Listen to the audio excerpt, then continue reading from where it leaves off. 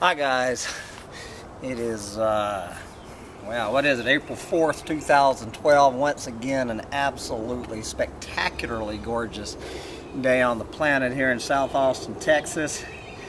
And today's rant is going to be about a man named, I've already forgot his name, Frank Fenner. Is that his name? Frank Fenner. I never heard of this guy until yesterday, and he's one of my new heroes. I was poking around on the mainstream news, and somehow this fellow's name came up, Frank Fenner, and I just wanted to alert any of my other tribe members about this guy. Frank Fenner, he died 2 years ago, unfortunately, about a year and a half ago at age 95. He's from Australia. He was a big scientist in Australia. What he is best known for, Mr. Fenner, Dr. Fenner, is being one of the main people who helped eradicate smallpox from this planet. I think that smallpox has been officially declared eradicated. It no longer exists on planet Earth, except in a bunch of laboratories where it can be re-released into the human population whenever someone takes a mind to do it, who's got their hands on this stuff. But I'll leave that fear-mongering rant to Alex Jones. But anyway, Dr. Fenner was instrumental in eradicating smallpox from this planet, and ironically enough, you know, was instrumental in promoting the increase in population, helping. He's one cog in the wheel to eradicating one of the ways that Mother Earth used to keep our numbers in check. Smallpox is a horrible, awful disease. You know, clearly the white folks, upon arriving in the U.S., it was perhaps the major weapon that the invaders from Europe used to destroy the Native American population, to depopulate. Back when this was a true depopulation agenda, we used smallpox as a way to depopulate the United States of America of its original inhabitants, that and destroying the buffalo that they depended on to survive. So anyway, that's what he was all about. That was his life's work, was eradicating smallpox, and he should be applauded for it, I guess. You know, it's a horrendous disease. So it's kind of ironic that almost literally on his deathbed in the year 2010, when I was off traipsing around in Ecuador and Peru, looking for a place to live out the end times, Dr. Fenner just came clean with his opinions about the future of this planet. Now, he was not normally known as a doomsday prophet and environmental alarmist, but he had nothing to lose right before he died of not exactly a deathbed confession. He was just able to be honest. You know, people are so scared to be honest when talking about the end of this planet, the end of the human race. But he had nothing to lose. He was getting ready to die. He didn't care how many damn trolls came after him. And this is what Dr. Fenner had to say. I believe the original interview, he was from Australia, so the original interview took place in Australia. This was actually an article from the London Mail from England, who took up the story from the original magazine in Australia, and it's headlined, "Human race will be extinct within 100 years, claims leading scientist." This is right out of the mainstream media in less than 2 years ago. So this Dr. Fenner, he gets right to it. And I'll just read you this article. It's fairly short. You know, how much can you say about the human race becoming extinct within the next 100 years? Okay, as a scientist who helped eradicate smallpox, he certainly knows a thing or two about extinction. And now Professor Frank Fenner, Emeritus Professor of Microbiology at the Australian National University, has predicted that the human race will be extinct within the next 100 years. He claims that the human race will be unable to survive a population explosion and unbridled consumption. And I have frequently called the overpopulation explosion and its attendant unbridled overconsumption as the twin horns on the beast that is destroying this planet, that is destroying the human race and this entire planet. These are the twin horns on the beast. Now he adds a third one, which we'll come to in a minute, is climate change. That the combination of overpopulation is the number one enemy to the human race that he mentions on his list. Overconsumption number two, and climate change, which is, you know, certainly a product of the first two, overpopulation and overconsumption. All right, Fenner told the Australian newspaper that, quote, "Homo sapiens will become extinct perhaps within 100 years. A lot of other animals will too," he added. Continuing, this is quoting him, "It is an irreversible situation. I think it is too late already.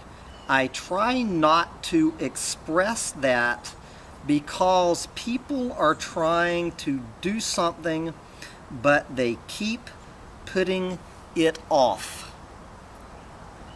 So what he's saying, if we did have a chance to reverse the three deadly sins of overpopulation, overconsumption, and our reliance on fossil fuels that has created the global warming, that is the man-made global warming that is destroying us and everyone we share this planet with. If indeed we did have that opportunity, the window of opportunity has closed, and it's too late. And this is a man, a 95-year-old man, who knows a hell of a lot more about the situation than this dumb hippie, 52-year-old hippie sitting on this rock in Austin, Texas, knows about the situation. And my guess is he probably knows more about the situation than you do. If you're listening to me read this article. And I tend to listen to 95-year-old, you know, professors of microbiology who are smart enough to eradicate smallpox from this planet. I actually tend to put a lot more stock into what they have to say than what Alex Jones has to say. Now, Alex Jones would call Dr. Frank Fenner an eco-fascist. An eco-fascist.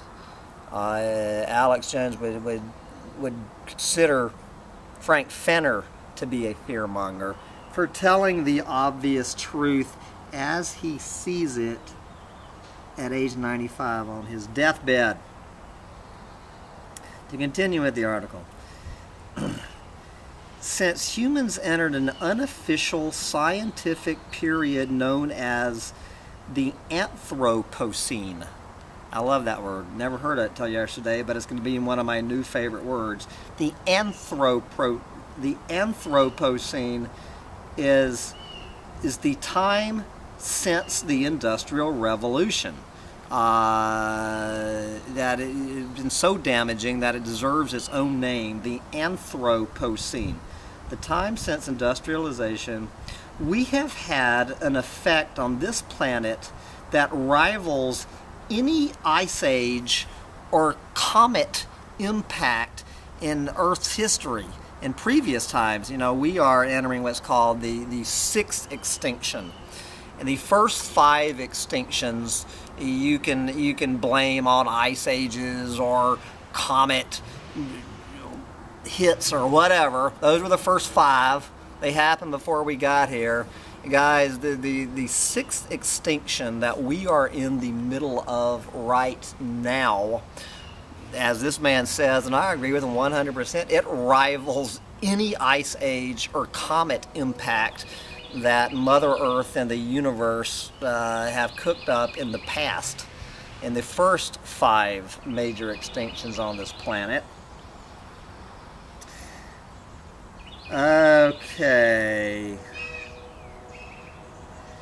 Fenner, 95, has won awards for his work and author of 22 books, blah, blah, blah. Then it goes on talking about his work with that he's done. He just gives some of his own personal history about smallpox and stuff. All right, and getting back to the overpopulation thing. Last year,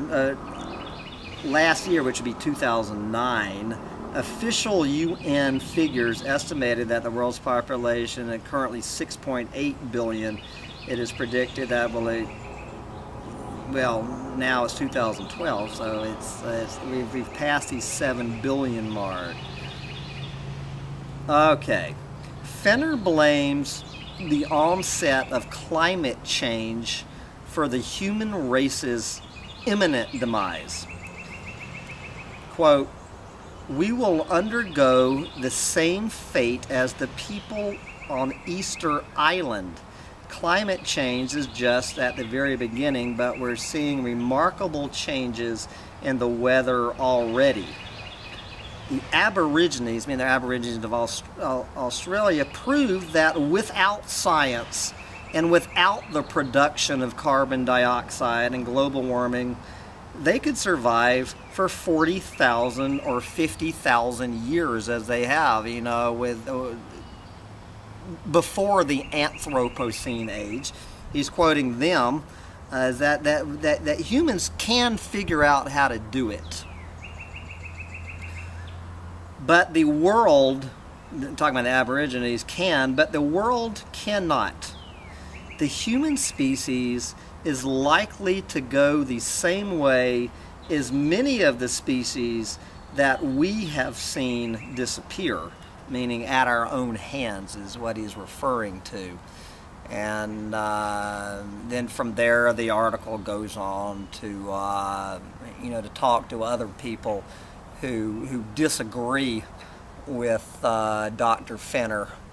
The press always has to do this, that whenever they find a doomsday prophet willing to speak the truth, they have to run around and put this happy horseshit little Hollywood ending on the thing that maybe it's not too late if we all band together. So that's it. Dr. Frank Fenner, now dead, put him on my list of new heroes, comparing the global population to the Easter Island population. You know, as clear as Cairo syrup. You simply need to look at what happened on Easter Island. I'm sure you know the story by now, that it was this small island that a few people colonized, you know, a couple thousand years ago, and they simply ate their island into oblivion.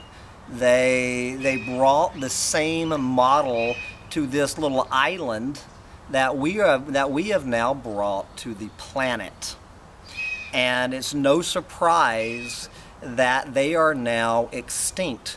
There is no such thing as a, quote, native Eastern Islander, because they are extinct.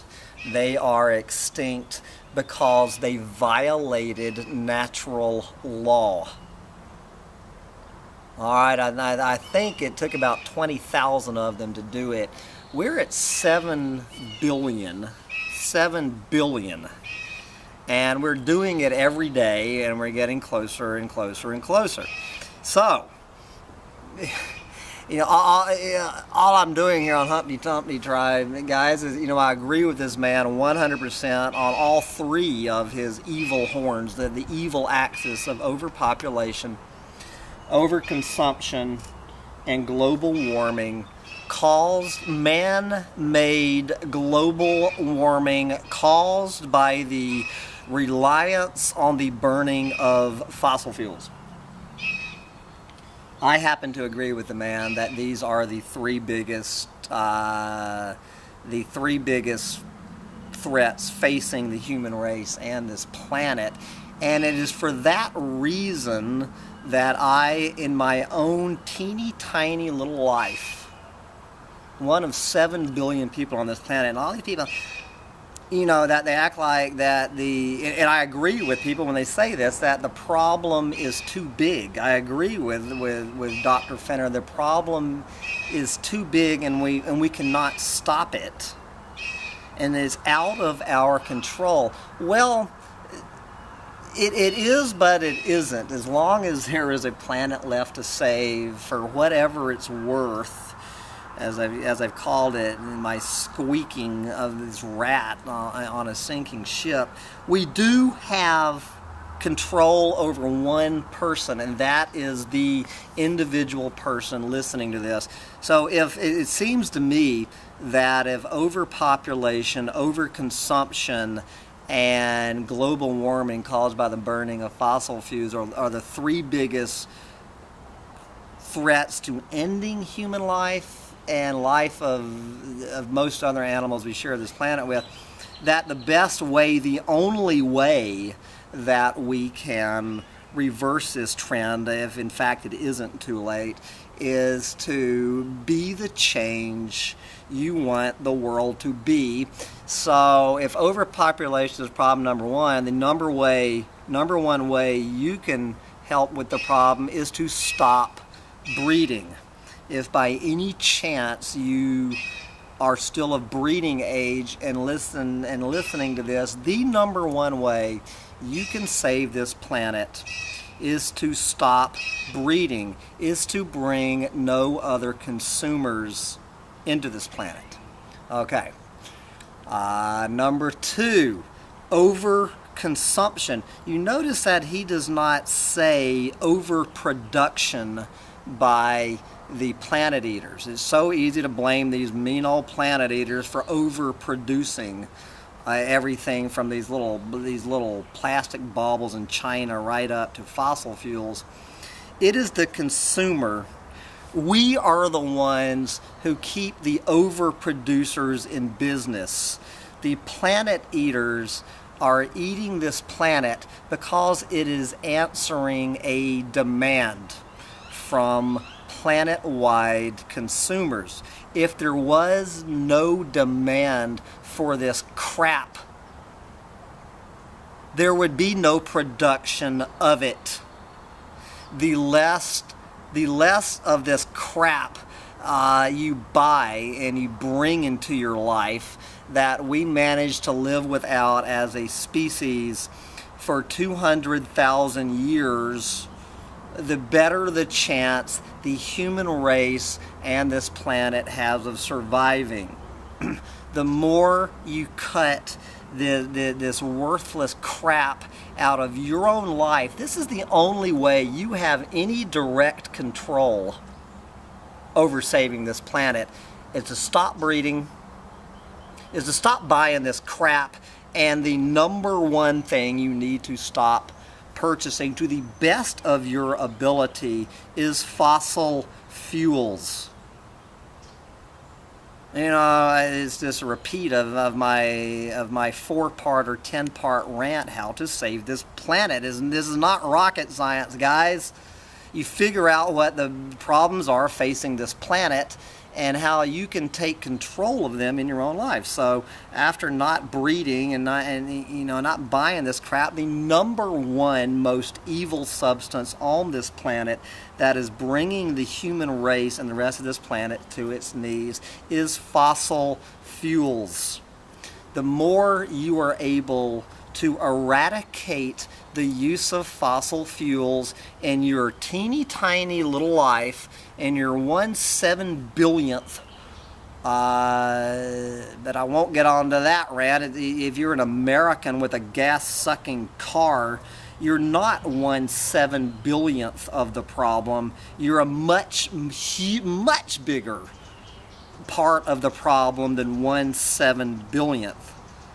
Much bigger. So it seems to me that you need to figure out ways to get rid of fossil fuels out of your life, and the number one way you can do that as an American is to get rid of that gas-sucking car of yours. All right? If you don't want to listen to me, listen to this. You know, this 95-year-old scientist who eradicated smallpox from this planet, who understands population dynamics and how things work. These are the 3 biggest problems facing this planet in that order: overpopulation, overconsumption, and global warming caused by the over-reliance on fossil fuels. So if you want to save this planet, you will stop breeding, you will stop over-consuming, and you will stop, to the best of your ability, using fossil fuels. It is that simple, guys. It gets back to personal responsibility, and that's what I love about this guy. Everything he says, it implies taking some damn personal responsibility for your part in this mess. Don't you worry about the other 6,999,999,999 idiots you share this planet with.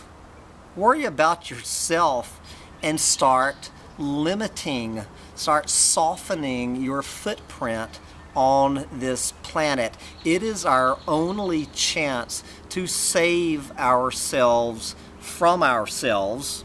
That being said, I will close this rant by once again agreeing with the late, great Dr. Frank Fenner that it's too damn late.